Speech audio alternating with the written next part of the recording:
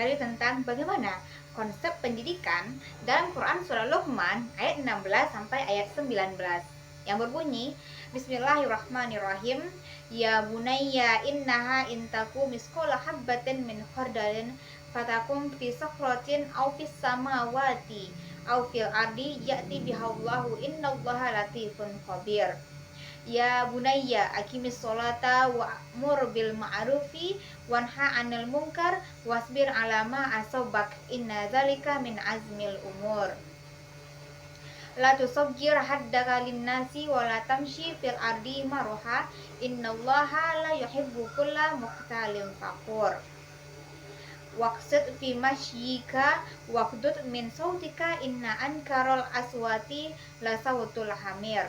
Luqman berkata, wahai anakku, sungguh jika ada sesuatu perbuatan seberat biji sawi dan berada dalam batu atau di langit atau di bumi, niscaya Allah akan memberinya balasan. Sesungguhnya Allah maha halus, maha teliti. Wahai anakku, laksanakanlah sholat dan suruhlah manusia berbuat yang ma'ruf dan cegahlah mereka dari perbuatan yang mungkar. Dan bersabarlah terhadap apa yang menimpamu, sesungguhnya yang demikian itu termasuk perkara yang penting. Dan janganlah kamu memalingkan wajah dari manusia karena sombong, dan janganlah berjalan di bumi dengan angkuh. Sungguh Allah tidak menyukai orang-orang sombong dan membanggakan diri.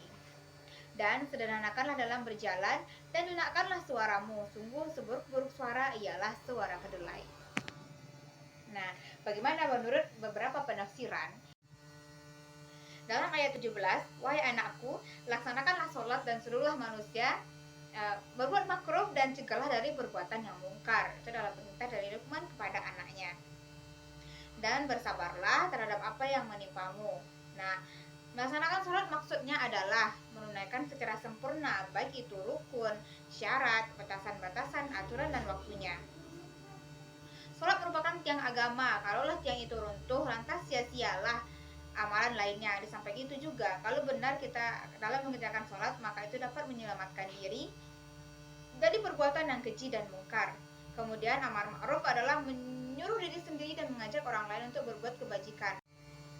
Ayat 19, dan sederhanakanlah dalam berjalan dan lunakkanlah suaramu. Sesungguhnya seburuk-buruk suara ialah suara keledai. Di pangkal ayat dijelaskan bahwa sederhanakanlah dalam berjalan, yakni jangan membusungkan dada dan jangan pula menunduk bagi orang yang sakit. Jangan berlari tergesa-gesa dan juga jangan terlalu perlahan. Kemudian lunakkanlah suaramu sehingga tidak terdengar kasar seperti suara kedelai. Ayat 18, janganlah kamu memalingkan wajahmu dari manusia karena sombong dan jangan berjalan di bumi dengan angkuh. Sungguh Allah tidak menyukai orang-orang yang sombong dan membanggakan diri. Nasihat Luqman kali ini berkaitan dengan akhlak dan sopan santun dengan sesama manusia. Di pangkal ayat dijelaskan bahwa janganlah engkau palingkan wajahmu dari manusia karena sombong, tetapi tampilkanlah pada setiap orang dengan wajah yang berseri dan penuh rendah hati. Dan bila engkau melangkah atau berjalan, berjalanlah dengan sedang, tidak terlalu cepat. Atau ayat 19, dan sederhanakanlah dalam berjalan dan lunakkanlah suaramu. Sesungguhnya seburuk-buruk suara ialah suara keledai. Di pangkal ayat dijelaskan bahwa sederhanakanlah dalam berjalan, yakni jangan membusungkan dada dan jangan pula menunduk bagi orang yang sakit. Jangan berlari tergesa-gesa dan juga jangan terlalu perlahan. Kemudian lunakkanlah suaramu sehingga tidak terdengar kasar seperti suara kedelai.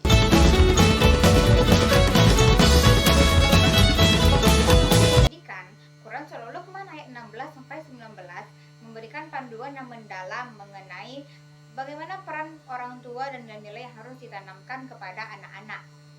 Ayat-ayat ini tidak hanya menggambarkan tanggung jawab orang tua dalam mendidik anak, tetapi juga menekankan pentingnya akhlak, pentingnya kebijaksanaan, dan pengembangan karakter dalam proses pendidikan. Pendidikan yang baik tidak hanya berfokus pada aspek akademis, tetapi juga pada pembentukan karakter dan moral. Dalam Quran surah Luqman ayat 16 terdapat penekanan pada pentingnya komunikasi antara orang tua dan anak, di mana orang tua diharapkan memberikan nasihat dan bimbingan yang tepat.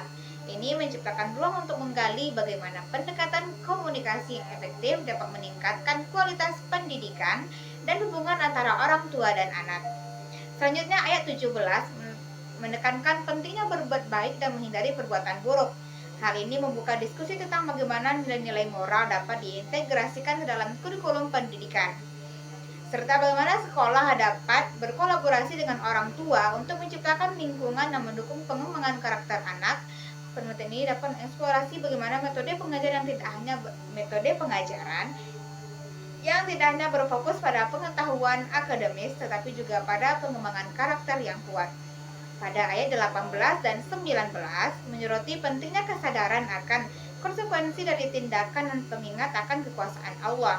Ini dapat dikaitkan dengan pentingnya pendidikan agama dan etika dalam kurikulum pendidikan.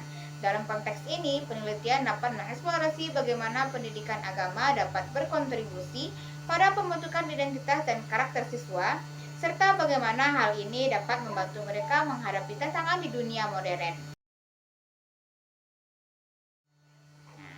Demikianlah korelasi atau relasi pendidikan dengan Quran Surah